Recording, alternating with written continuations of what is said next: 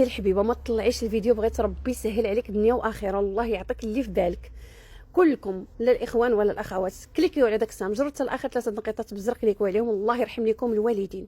وبزاف د الناس كيقولوا لي اختي واش هاد السكنه بصح في وسط الكراج؟ اي اختي، واش ديك الكوزينه بصح في وسط الكراج؟ اي اختي، بالاراده والعزيمه قدرت انني هاد الكراج كريناه كنخدموا فيه وكنسكنوا فيه، اللهم لك الحمد. وقدرت انني ندير فيه سكينه ديال الخشب، وقدرت انني ندير فيه واحد الكوزينه اللي زوينه تبارك الرحمن، اللهم لك الحمد، كنحمد ربي ونشكره.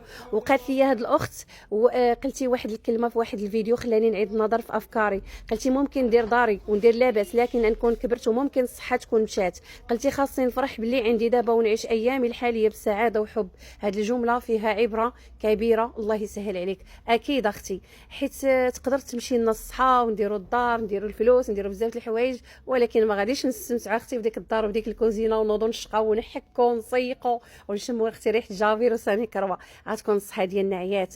وكما كنقولها لكم دائما، راه العمر ما كنعرفوش واش غيكون طويل ولا قصير، ولا غادي نعيشوا 100 عام ولا 80 عام، راه فهمتوا يعني ما عرفناش شحال قدنا نعيشوا في هذه الدنيا. اللهم اننا نستمتعوا بالحياه ديالنا، نستمتعوا بالعيشه ديالنا. واخا تكون اختي عايشه في بيت، عيشي فرحي مع وليدات، قنعي باللي عطا الله، حيت الحياه كنعيشوها مره واحده ما كنعيشوهاش 2 مرات. ولما كتكون عندك القناعه اقسم لك بالله ربي كيسهل عليك، وربي كيرزقك، وربي كيعطيك راحه البال، وربي كيعطيك كل ما كتمناي. راه حتى شي حاجه ما كتجي في دقه، الموت اللي كتجي في دقه اختي الحبيبه.